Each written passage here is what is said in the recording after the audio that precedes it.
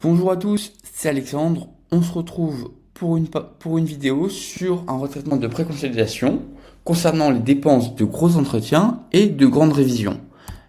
Je vous ai mis ici les différentes étapes du processus de consolidation. Je rappelle que la partie retraitement intervient après avoir délimité le périmètre de consolidation des comptes individuels de chacune des sociétés du groupe pour lequel on souhaite établir les comptes consolidés. Alors, pour les dépenses de gros entretiens et de grandes révisions, il faut savoir que dans les comptes individuels, il y a deux méthodes différentes. La première méthode, c'est la méthode de la provision. Et la deuxième méthode, c'est la méthode des composants. Dans la méthode de la provision, on va provisionner de façon progressive le montant de la grande révision. Par exemple, si tous les 5 ans l'immobilisation nécessite une grande révision d'un coût de 1000 euros, dans ce cas-là, sur les années N, N plus 1, N plus 2, N plus 3 et N plus 4, je vais enregistrer une dotation aux amortissements et aux provisions pour 200 euros. Dès lors que la grande révision a été réalisée, alors je vais reprendre ma provision. Avec la méthode des composants, je vais enregistrer la grande révision dans un sous-compte de l'immobilisation. C'est-à-dire que je vais déduire de l'immobilisation la grande révision et je vais amortir ce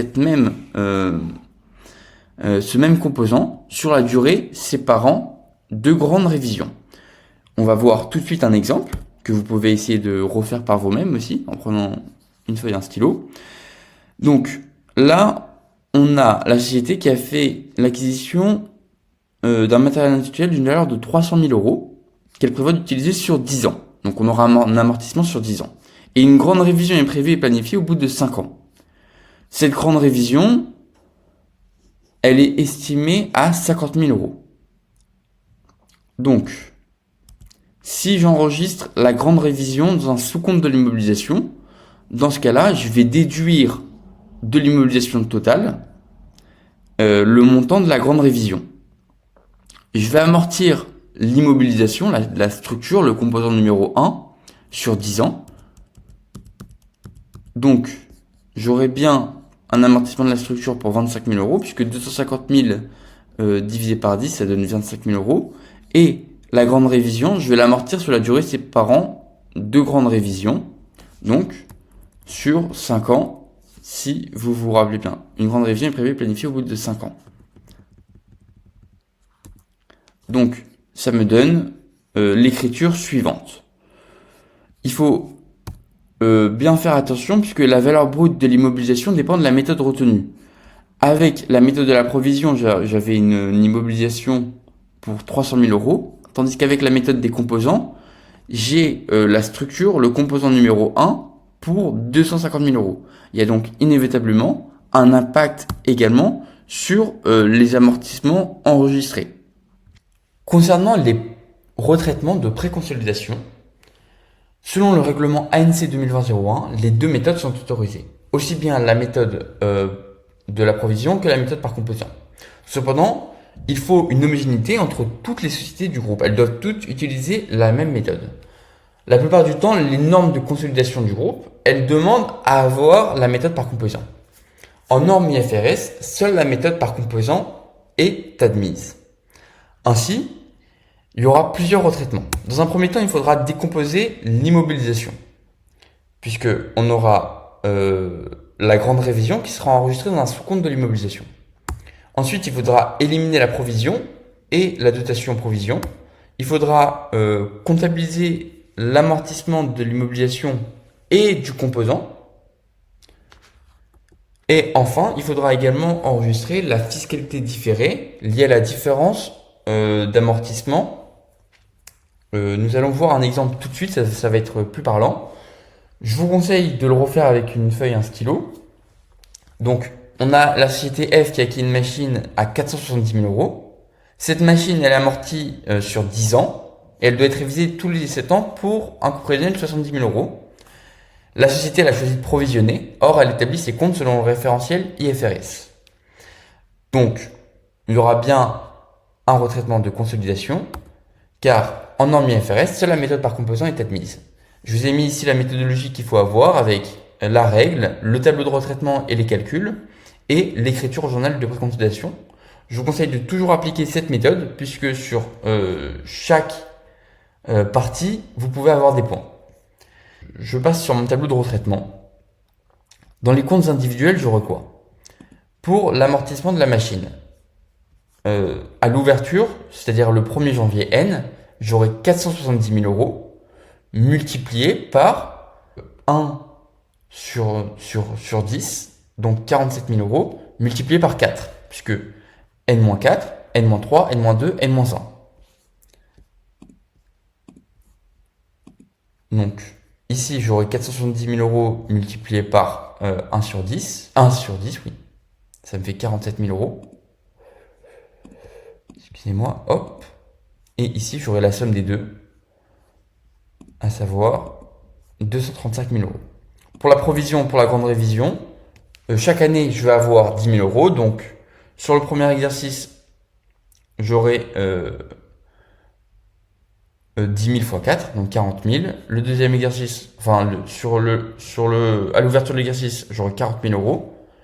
Ici, j'aurai 10 000 euros, puisque 70 000 multiplié par 1 sur 7, ça me donne bien 10 000 euros. Et ici, j'aurai la somme des deux, à savoir 40 000 plus 10 000, 50 000. Ok, je mets entre parenthèses, puisque c'est des moins, étant donné que l'amortissement c'est bien un passif, et la provision c'est également un passif. Donc, dans mes comptes individuels, le total que j'aurai, ce sera le suivant. Dans mes comptes consolidés, l'amortissement de la machine, c'est exactement la même chose, sauf qu'au lieu d'avoir 470 000 euros, je vais amortir sur 400 000 euros, puisque je vais déduire du montant de la machine le montant de la grande révision. Donc, j'aurai un amortissement sur 400 000 euros. Donc, ça fait 400 000 euros multiplié par 1 sur 10, multiplié par 4 à l'ouverture de l'exercice. Ça me donne bien 160 000 euros. Et là, j'aurai 400 000 euros multiplié par, sur l'exercice N, j'aurai un amortissement de 400 000 euros multiplié par 1 sur 10, ce qui me donne 40 000 euros. La somme des deux, ça me donne 200 000 euros. Très bien. Pour l'amortissement de la grande révision, ça va être exactement comme la provision. C'est-à-dire que chaque année, je vais avoir 70 000 multiplié par 1 sur 10. Donc, à l'ouverture de l'exercice, j'aurais déjà eu 4 exercices, donc 40 000 euros. Sur l'exercice, je vais avoir 70 000 multiplié par 1 sur 7, pardon. Donc, ça me donnera bien 10 000 euros. Et j'aurai la somme des deux, donc 50 000 euros. La somme, je fais la somme des deux amortissements. Donc, on peut voir que dans mes comptes consolidés, j'ai un total de passif de 250 000 euros, tandis que dans mes comptes individuels, j'ai un total de passif de 285 000 euros. Par conséquent, je peux en déduire que je suis plus riche, donc j'aurai forcément un IDP. Un IDP qui est juste ici. Bon, ensuite, c'est juste des calculs. Je fais mes comptes consolidés moins mes comptes individuels. Donc 250 000 moins 250 000, pardon, moins 285 000, ça me donne 35 000. Là, je fais moins 50 000 moins 50 000, ça me donne bien 7 000. Et là, je fais moins 200 000 moins 228 000, ça me donne 28 000. Parfait. Ensuite, je calcule la fiscalité différée. Donc, c'est toujours le signe inverse de mon écart. Donc, j'aurai bien moins 7000 et moins 1750. Et la situation nette, c'est ça, moins ça. C'est ça. Ici, c'est mes réserves. C'est mon compte de réserve. Donc, je vois que mes réserves, elles augmentent. Donc, elles seront au crédit du bilan. Et ici, c'est mon compte de résultat. C'est ce qui se passe au cours de l'exercice N. Je vois que mon résultat, il augmente. Donc, il sera bien au crédit du bilan. Si je vois maintenant mes écritures, j'aurai ne surtout pas oublier, voilà, j'ai mis un symbole attention parce qu'il faut surtout pas oublier de décomposer l'immobilisation. Avec la méthode de la provision, on avait enregistré juste une immobilisation pour 470 000 euros. Là, il faut enregistrer deux composants distincts, la structure et le composant numéro 2. Ensuite, là, je vais sortir mes comptes d'amortissement, d'immobilisation, 250 000, et je vais enregistrer des amortissements pour le composant 1 et des amortissements pour le composant 2. À savoir, pour le composant 1, j'aurai bien 200 000 euros, et pour le composant 2, à la fin, j'ai bien 50 000 euros. Il faut également que je sorte ma provision pour ma grande révision, qui est de 50 000 euros. Je l'élimine.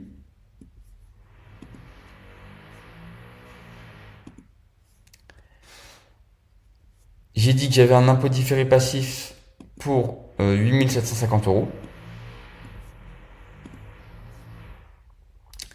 Et je vois que mon compte de réserve il est positif, donc il augmente. Je le mettrai bien au crédit du bilan. Et je vais faire exactement la même chose pour mon compte de résultat. Il est positif, donc il augmente au crédit du bilan. Le résultat, je le passe qui est au crédit au compte de bilan, va au débit au compte de gestion. J'ai une charge d'IS qui est bien négative, donc elle sera bien au débit du compte de gestion. Et enfin, j'ai une différence entre mes amortissements concernant la machine. Ici, j'avais des amortissements de la machine. Dans mes comptes consolidés, j'ai des amortissements de la machine pour 40 000 euros. Tandis que dans mes comptes individuels, j'ai une dotation des amortissements pour mes machines de 47 000 euros. Cette différence de 7 000, je vais la sortir. Et voilà, je la mets au crédit du compte de gestion. Donc, je vous remercie d'avoir suivi ce cours et j'espère qu'il vous aura été utile.